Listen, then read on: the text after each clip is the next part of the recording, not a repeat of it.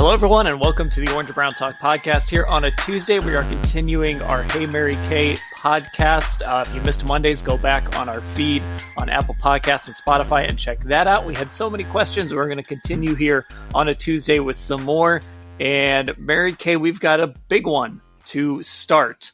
So all these questions came from our Football Insider subscribers, our text subscribers, and this one comes from John in Fort Pierce, Florida. Hey, Mary Kay, do you think there will be a total regime change if Watson is a bust and the playoffs are missed again in the 2023 season? Like I said, we're starting off with a bang. Coming in like a wrecking ball, right? Well, you know what? I suppose if things completely go awry next year and nothing goes as planned and Deshaun isn't what anybody thought he was going to be and they miss the playoffs, that the Browns and the Haslams will start to lose their patience and take a good, long, hard look at this.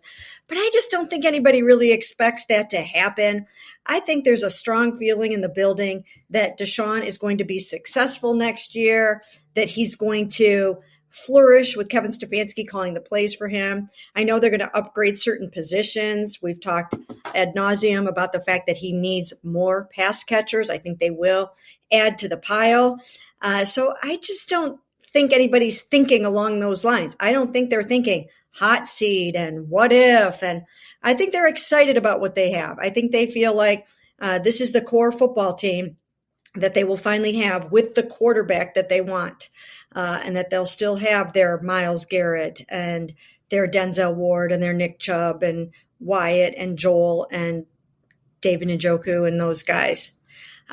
So I'm sure they will take a good, long, hard look at it if it doesn't go as planned. But even then, I don't know if they're going to blow things up right away. I think we'll have to see how it all plays out and see how it all goes down. But I think they're pretty optimistic that it will go well. Yeah, so let's talk about this in a different frame. You know, look, if they go 5-12 and the offense is a disaster, then yeah, things are probably, a lot of people are going to be in trouble.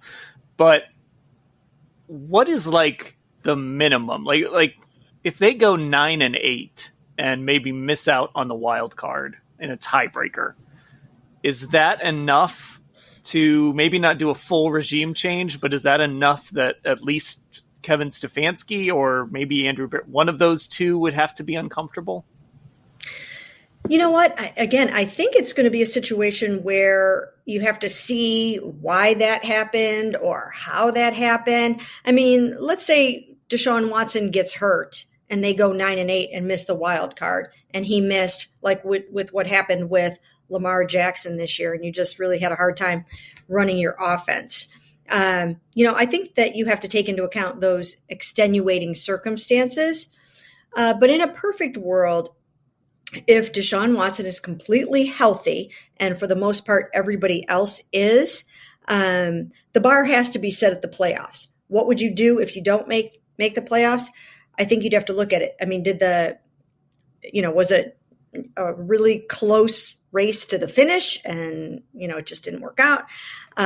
Did they get blown out in a bunch of games that they lost? I think each season brings with it its own storylines, its own consequences. And I don't think anything is written in stone right now. The expectation is that they will challenge for the playoffs. Once again, I've said this so many different times. Deshaun Watson is a $46 million a year quarterback. You did not acquire him to not go to the playoffs. So you already wasted year one of that because he was suspended for the first 11 games. You really can't afford to waste year two of that and only have 3 years left at $46 million a year. If they don't make the playoffs next year, Dan, I know you're the math whiz, 46 and 46. You're into the $92 million range already of 2 wasted seasons for almost $100 million. They can't afford to let that happen. And I don't know what the consequences will be if it doesn't go right. Probably won't be good, but I can't say for sure right now. Oh yeah, they'll fire everybody if that happens. Yeah, I mean, it's always it's so hard to get a read on some of this stuff. Like right now, it seems preposterous, right? That we'd be sitting here a year from now talking about a team that went like 7-10 again. But we've said that before. How much of it do you think is determined by how Deshaun Watson looks, right? Because they did pay so much money and they did give up so much and they did take on so much controversy. And you do that in the hopes that what happens on the field kind of makes all the distrust or, whatever that came with that sort of fall by the wayside. If Deshaun Watson isn't Deshaun Watson, does that just put more pressure on them? Because this was sort of, I don't want to call it the Hail Mary, but this was like the finishing touch. This was we're going to go get an elite quarterback at whatever cost. Yes, absolutely. I don't think you can overstate it. I mean, they certainly would not have put their fan base through what they did unless they thought that this quarterback could take them to the Super Bowl. It's why they did it. It's absolutely why they did it. So a lot of it is going to come down to how did Deshaun look? How did he play? Now, he's got to have a good supporting cast around him. I don't think it would necessarily be fair to expect him to go to the Super Bowl with this current offense. I just think that he needs more pass catchers. I think he at least needs 2 Pro Bowl caliber pass catchers. He needs a speedy receiver. He needs some more things that are going to help him get his job done. And if he has those things, then there should be no excuse for not being successful next year. And I think part of this too is like, you can't really change the quarterback again. So like, even if Deshaun struggles a little bit, even if he's not the guy he was a few years ago, if the team just isn't up to par, something's got to give, right? And it's not going to be your quarterback because you owe him too much money. Yeah. I mean, things around him have got to go well. The play calling's got to go well. You're right, Dan. I mean, basically what you're saying is if things don't go well with Deshaun, the next place to look is going to be, or the first place to look is going to be Kevin Stefanski. How did he call the plays? How did he run the offense? And if they don't like what they see there, then certainly that will be evaluated very, very heavily because you can't really change the quarterback at $46 million a year. That, is an enormous financial commitment. They're still obviously super early on in that to the point where the dead cap money to do anything would be absolutely off the charts. They put all their eggs in this basket and they need it to work. Okay, another question about Kevin Stefanski. This comes from Dan in Chattanooga. Hey, Mary Kate, what do you think Kevin Stefanski learned from this past season to get better at play calling? Or, just in general, what do you think he learned from this past season? I think both of those I think there's 2 prongs to it. Well, I think that he probably looked out there and watched that tape and realized that he does need to add some talent, a few weapons on that offense. I think that's probably one of the first things. And those weapons have to fit and align well with Deshaun Watson. And there's a certain kind of skill set that you need to flourish and to succeed with Deshaun Watson. You've got to be able to, to stay alive and be really, really good on the scramble drill. You've got to be able to play with a dual threat quarterback and know that, that you have to be ready for anything at any given moment. And you've got to be able to have the instincts to play in that kind of offense. And same thing with your offensive line. They've got to be ready for whatever comes. They have to be ready to hold the block maybe a little bit longer.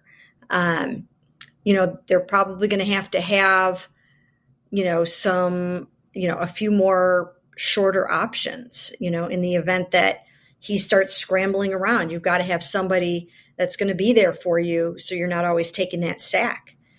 I think he learned that he's got to make sure that Deshaun Watson feels comfortable with what is being called. And I think that's vitally important.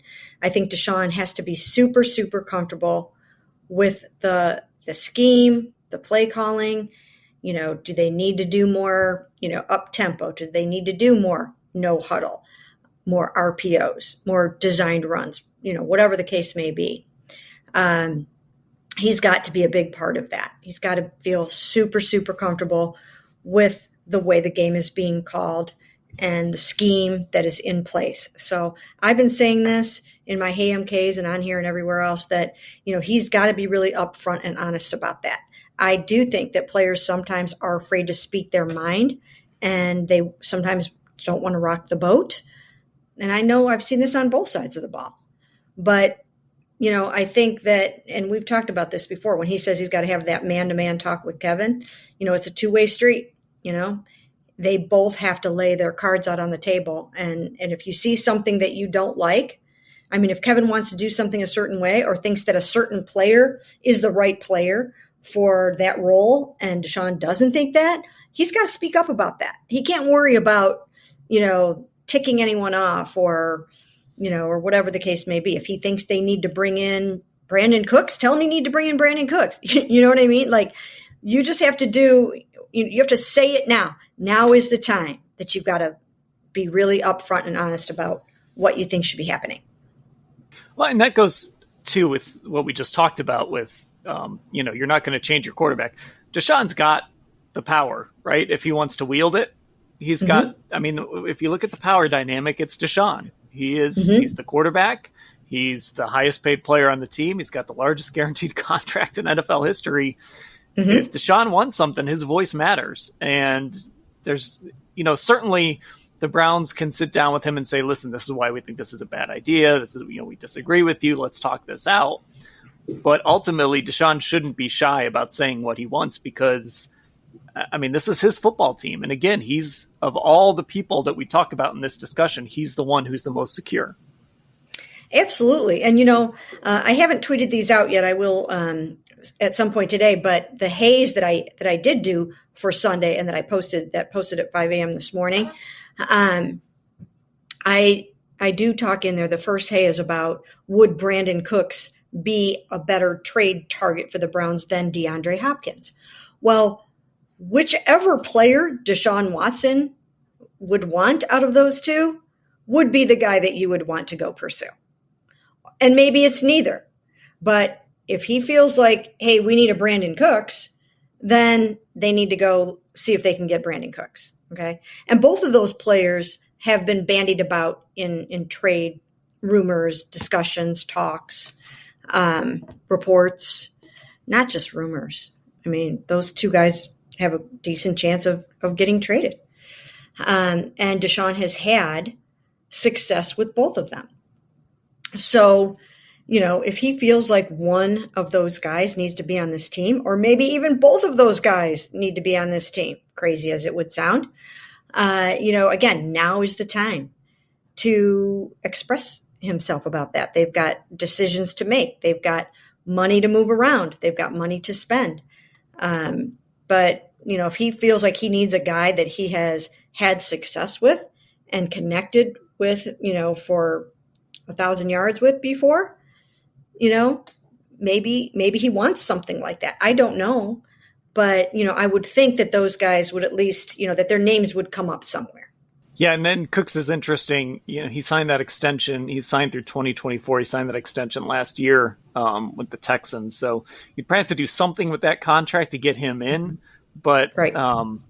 Yeah, he's interesting. This is his 30-year-old season. He's under contract through 2024.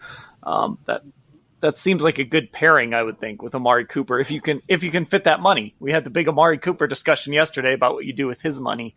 If you brought in a guy like Brandon Cooks, that seems like a guy who would fit well with him if you can make that money work with those two guys. And, I think you can make the money work. You just have to make sure that you are spreading it out or giving it in a signing bonus and lowering the cap number for the initial year and then, taking it out a couple of years with some voidable years and things like that. There's a lot that you can do.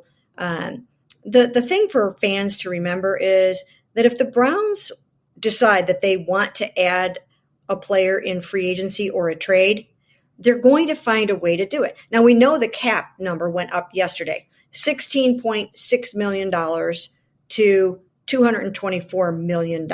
Okay. The Browns are still over the cap, but they have a number of things that they can do to get underneath the cap and to figure out how they want to accomplish their goals. we've talked about some of these things before. Some of them are uncomfortable to talk about, but it's the reality of the situation. And anybody that's got double-digit millions in their cap number is somebody that's going to be looked at to see, is there anything that we can do? And I'm talking about Deshaun too. I mean, you might want to do something with that almost $55 million cap hit for next year, right? You've got him, you've got that big Amari number, you've got the big JJ3 number. There are a lot of guys that you might want to think about restructuring, or some guys in some cases will get cut.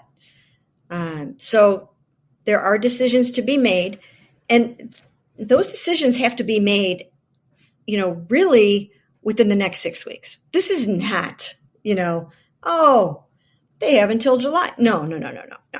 They have to make a lot of these decisions by the start of the league year, when you have to be under the cap, or when your roster bonuses are coming due. Like JJ3 has a $1 million roster bonus coming due. In some cases, you want to get these decisions made before free agency starts, so you have the money to go out and try to sign a Deron Payne or a Javon Hargrave or somebody like that, one of those great defensive tackles. So these decisions have got to get made fairly soon. And, some of the business will take place, of course, as we all know, at the combine, and we'll be going to the combine. And, some of these discussions, a lot of these discussions take place there because that precedes the start of the league year. So we will start to hear some news, right around that first week in March. Yeah, and look, just look at like New Orleans over the years, how it seems like every year they're in cap hell, and then they figure it out and they end up adding players, and it has started to catch up to them a little bit, but you can always figure out. There's a reason that people joke that the salary cap in the NFL isn't real. I wouldn't go that far, but you can certainly maneuver the cap and do different things and free up money, and you wake up one day in cap hell, and then you go to bed that night and you've got $10 million all of a sudden to spend on somebody. I am interested, though. There are a lot of teams out there with a lot of money to spend. And the Browns have been big spenders under Andrew Berry. They've generally gone out and given somebody big contracts. That's not usually, I'm a little surprised by that. That's not usually kind of the smartest. It's usually not thought of as the smartest way to build a roster, but they've had to fix holes, and they've done it. I'm curious what this offseason is going to look like for them, because you're going to have some teams that want to make a jump, like the Bears, the Jets. There's some teams out there with some really, really big cap dollars to throw around. And I'm just wondering how that's going to shake out when you get to teams, like the Browns, that just aren't that team anymore. They're not in that phase of their build where they have tens of millions of dollars to throw at free agents. Yeah. And, there are certain positions on this team that we've talked about, like center with Ethan Posick, where other teams might have more money to spend on him. And that's a pretty important position, center. You want to have a good center, especially with, Deshaun Watson as your quarterback. You don't want to mess around with not having a good center. So that's going to be a tough decision because, as you said, some teams have money to just throw around. And generally, a guy like that is going to hit the jackpot and get paid. And the Browns might not be able to pay him, which I don't know. I think they need to do whatever they can to try to pay him, because I don't know that you can count on Nick Harris as your center for next year. Unless there's another center that you think is out there somewhere for you and can get that job done, then, I think you have to at least make a real concerted effort to try to hang on to Ethan Posick, because that's when your line was playing really, really well. And you want to hit the ground running like that with somebody that knows your system, that knows, that knows Deshaun, and that can work well with your guards and the rest of the line. So that's one area that they're going to have to look at. Again, the uncomfortable conversation about Amari Cooper. Of course, they want to keep Amari Cooper, and they'll do everything they can to keep Amari Cooper. And in the end, I think they will keep Amari Cooper. But I think something's got to give on the financial side of that. John Johnson 3, I don't know if they're going to be able to keep John Johnson 3. Certainly it would be a restructure. And will he go for that? Will he not? I don't know. I feel like they think they can get that job done for a little bit less money than that. And I mean, look, these are things that happened last year with Jarvis and with JC. It's just the business side of the game. Yeah, I mean, there's some guys. You've mentioned a few. Jakeem Grant's another one. He's eaten up a lot of money, and you probably found a guy that can return kicks for you. And at some point, you have to ask, how much do we want to pay? Just looking up his cap hit right now, and he's coming off an Achilles too. He's 30 years old, coming off an Achilles, and he's got a $3.5 million cap hit next year, and you can save a little over $2 million if you cut him. So those are the decisions you have to make, and that's just where this team is. It's not a bad problem to have because it means you have some good players who you paid a lot of money to. But now you have to kind of maneuver the rest of that roster. All right, let's take a break. And when we come back, there are some questions people had about free agents and some people the Browns might or might not bring back. And welcome back to the Orange and Brown Talk podcast and Labbe with Mary Kay Cabot, the Hey Mary Kay edition of the podcast here on a Tuesday. Mary Kay, I like this question because I just like talking about this guy. Anthony in Columbus. Hey, Mary Kay. What is the likelihood of being able to re-sign Jacoby Brissett? If unlikely, who might the Browns go after? Well, first of all, the Browns would love to have Jacoby Brissett back. They would love to have him. He's great in the locker room. He's great for Deshaun Watson. The thing about Jacoby Brissett, who is becoming an unrestricted free agent in March, is the fact that another team might look at him as a starter. Now, he was not in demand last year when the Browns acquired him to start for them for the beginning of the season. Nobody else was clamoring for Jacoby Brissett for that role. But I think he played his best ball under Kevin Stefanski. And I think he reestablished himself as a starter where teams will look at him and think, hey, he can get the job done. He's an upgrade over the guy that we have now.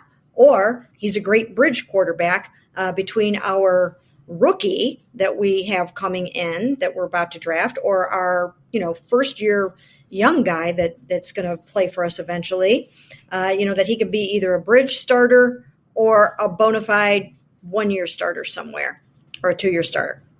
So that's what he wants. He's going to hold out for that opportunity.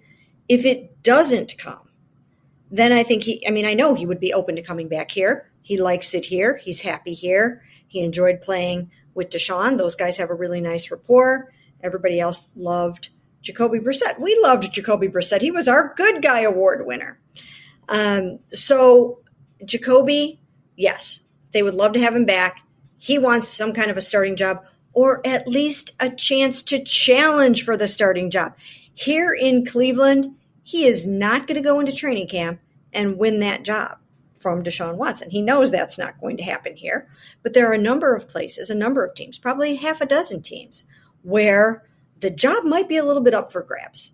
And he might just get one of those, Joe Flacco, Marcus Mariota, one of those kind of jobs.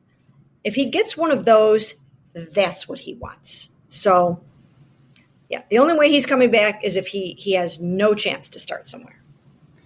Yeah, he's 30 years old. He'll probably never get a better opportunity coming off a year like this. So I certainly can't blame it because somebody out there is not going to get their quarterback. Somebody out there is going into this offseason thinking we need to get a quarterback, and they aren't going to get him. And then guess whose phone is going to ring? Good old Jacoby's. So, this might be a situation where it's the end of March or whatever, and he ends up signing somewhere. But some opportunity is going to present itself. Like you said, maybe it is something like, the Texans want to have a veteran in place before they turn to some rookie or the Colts or whomever. There's something there. There's some opportunity there for him to start for at least the beginning of a season, if not longer. Yeah, and he is such a great mentor and teacher that, he could help set up. And remember how Josh McCown used to be able to do that? He can set up a young quarterback with a really great foundation and get him set for his career by mentoring him as a rookie. And so that's probably one of the best situations for him. And in the event that that rookie quarterback isn't ready to just get thrown in there right away, that's where he could come in and maybe he starts the first 6 games. Maybe he starts the first 8 games. But whatever the case may be, if he sees that, that would be the ideal situation. And some team would be really, really smart to acquire him for that kind of role. And, like we talked about, if that doesn't materialize, the Browns would be really smart to bring him back. I mean, he's like the perfect backup quarterback. He's a veteran. You can trust him. He's great in the locker room. He just gets it. He understands the job. And I think, I used to kind of be like, oh, bring in somebody young and develop them behind the starter to be your backup. But I think you just got to have a guy you can trust at this point, whether he's 25 or 35. You just got to have a guy that you can trust to come in and win you 3 games in November if your starter's hurt or something like that. Yeah, and if he doesn't come back here, it's not because they didn't want him to, and it's not because they didn't try. It's because he had another opportunity somewhere where he could go and try to get on the field. So that that's basically the deal with Jacoby. And the other thing, too, with these veterans is the backup quarterback is almost like another coach. They sort of have to prepare the starter and help the starter get ready. And it's an important role, even if you're not playing. All right, let's go to a question here. I got to find it before I can ask it. Okay, this comes from Michael in Mesa, Arizona. Hey, Mary Kay. Richard Sherman called the Chubb-Hunt combo a rock and a hard place. I kind of like that nickname.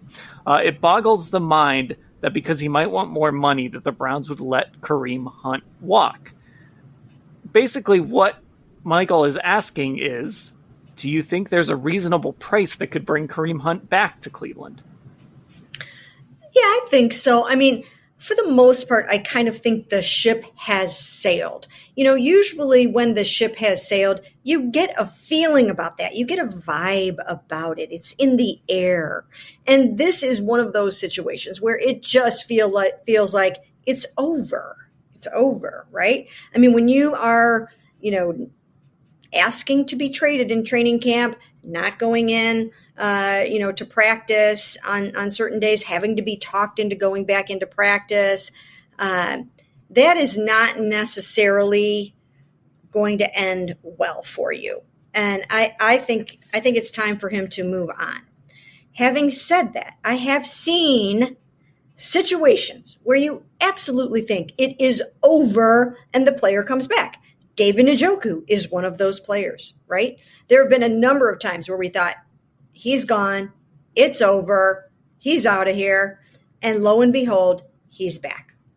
Now, he was an Andrew Berry draft pick, so that holds a lot of water. That's not the case with Kareem Hunt.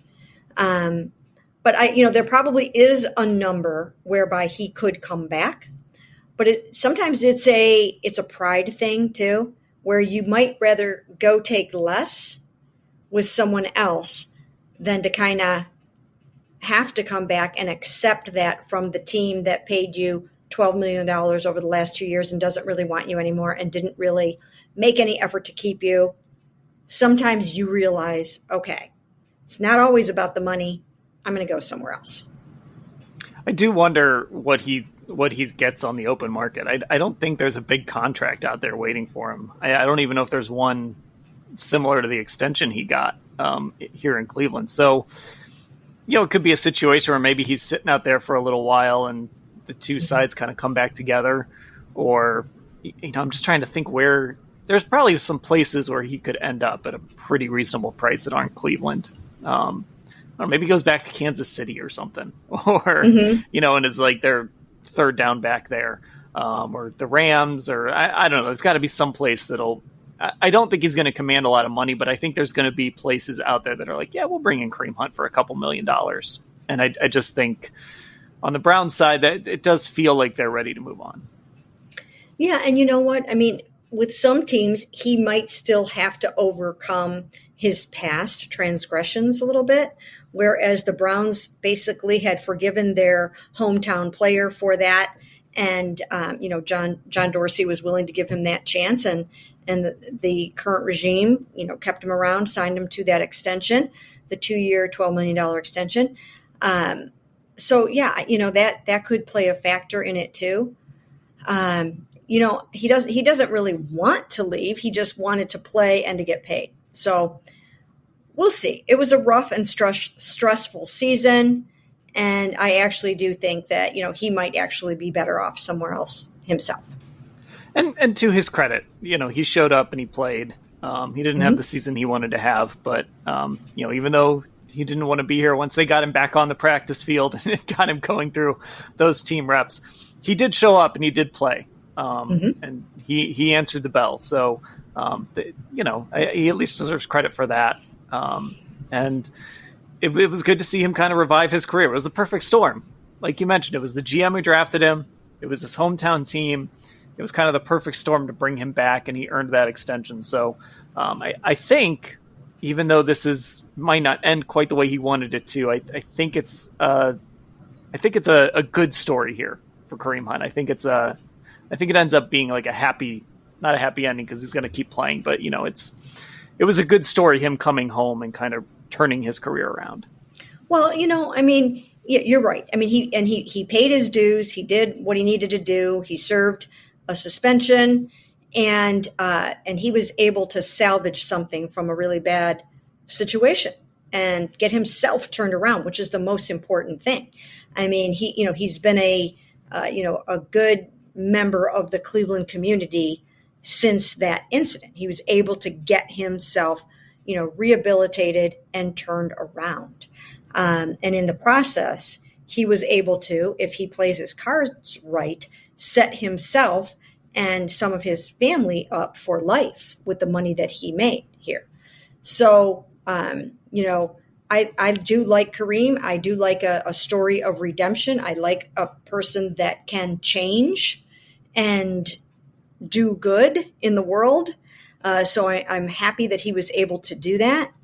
And so I, for one, want to see him continue to have success, to go somewhere and to continue his playing career and to have, a nice rest of his career. And I know some people will probably disagree with me on that and can't understand why I would even be saying these things about someone that was involved in an incident like that.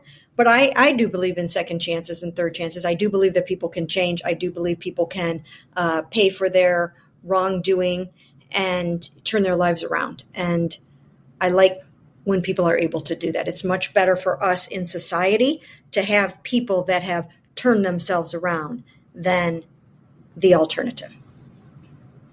Okay, we're going to end with that here on the Orange and Brown Talk podcast, the Hey Mary Kay edition on a Tuesday. All those questions came from our Football Insider subscribers, cleveland.com/Browns, the blue banner at the top of the page. You get a newsletter. You get to read those subscriber stories on cleveland.com, and you can become one of our text subscribers as well. So again, cleveland.com/Browns, the blue banner at the top of the page, and subscribe to our podcast on Apple Podcasts. Leave us a 5-star review and on Spotify. Mary Kay, I'll talk to you later. Sounds great.